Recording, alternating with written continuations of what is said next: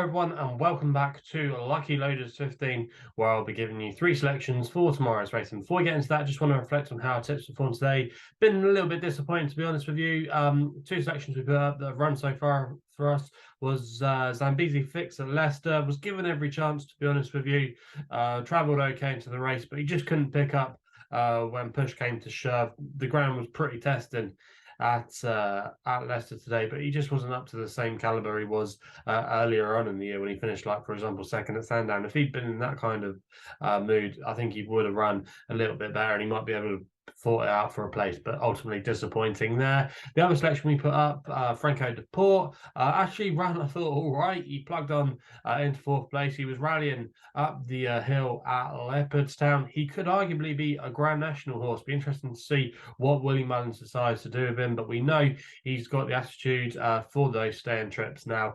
And yeah, if he was to get dropped to a couple of pounds for that run, turn up at Aintree in April, he could be a lively player. If you want to back him for the Grand National, earlier today he was available after the race at 100 to 1 with Unibet. I don't know what the price he is now if he has contracted in the markets, but yeah, he could be an interesting contender if he does pitch up to the Grand National in April. So yeah, that's how our selections ran so far today. We still have one more tip to run at Newcastle tonight. Silverload has been a little bit money for it, around about 12 to 1. So I think, yeah, that horse could maybe go well, but fingers crossed we could get a good result there. So yeah, that's how our tips have performed. And like I say, I've got three selections for tomorrow's racing, and we're going to go to Kelso for the first one, where I'm going to my next best of the day, a horse in the one, like I say, the 138 at Kelso, Bill Baxter for James Byrne and Warren Greatorex, currently available at 4 to 1 with Will Hill. I thought this horse had a good chance of following up again tomorrow. Last time he was seen winning at Lingfield, where he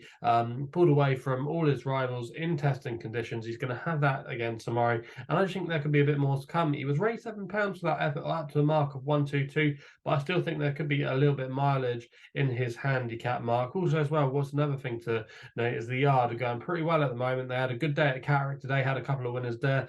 The yard have been quite quiet for a while, but they've just been signs in recent weeks that maybe they're coming back to a little bit of form. And James Byrne as well has been riding quite a few of these winners for Warren Greatorex. So I do think that bodes well for tomorrow, and I think he'll be there or thereabouts come the business end of things. We then go to my long shot of the day in the 155 at Doncaster, a horse called Erne for Charlie Hammond and Nick Kent, currently available 8 to 1 with William Hill. I'm going to recommend 0.5 each way here. Now, this horse, Erne, is an interesting one. He really made a name for himself last season over fences. He won at Wetherby, and then he was very well fancied for the Grade 1 3-mile chase at Aintree. He fell in that race. Hard to know what to make of him there, but he was really well fancied for that. And he, like I say, he took massive strides last season over fences. I thought his run at Haydock on his seasonal reappearance was okay, finishing second behind Hitman. He's now coming back over hurdles off a mark of 140. And on some of that chase form, he could have a little bit of untapped potential. He's very likely race over hurdles. 3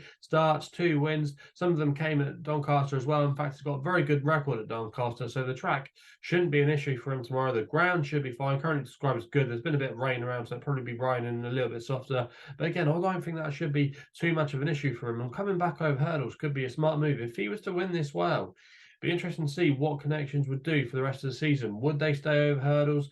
Could they step up in class with him? He could be a lively contender tomorrow if he was to win well here. And yeah, I quite fancy him to run well at a bit of a price there. I think he's completely the wrong price. He'll probably get backed in. But yeah, Erne 8 to 1, if you can still get that, I think that is not a bad bet at all. We then go to my nap of the day, which runs in the 6 o'clock at Southwell, a horse called Army of India for Graham Lee and Julie Camacho, currently available at 7 to 1 with Will Hill, who are offering 4 places. I'm going to recommend 1 point each way here. Now, this horse, Army of India, has been coming back to a little bit of form of late. You might remember we actually put him up here on the YouTube channel when he ran a great race behind Alligator Ali, who subsequently boosted the form. He's now rated 100, dropping into class 4 tomorrow after some consistent runs. I just think tomorrow, with the cheap pieces going on over this course and distance, I think he is fairly well treated off the weights off a mark of 81. He's met a couple of these rivals, but there's no excuses for him tomorrow. If he can get a good start tomorrow from stall 7, he might just be able to outblast them. We know he's got the stamina for 6 as well. I think he's a better weather horse. Julie Camacho does very well with these kind of horses. I just think there's a lot to like about his chances tomorrow. And to be honest, I think he'll put up a really good fight. And he, just like I say, he might be able to outlast all his rivals and get the job done over the stiff track where he's won over the course and distance before. So plenty to like about Army of India tomorrow. He's going to be my nap in the 6 o'clock at 7. Fingers crossed we'll have a good result there. So they're the tips then for tomorrow's racing. If you're enjoying these videos, remember to hit the thumbs up button, subscribe here to the YouTube channel at LuckyLoads15. You can follow me on socials as well, where I'm available on Twitter and Instagram at LuckyLoads15. Please remember to gamble responsibly, and we'll be seeing you again soon.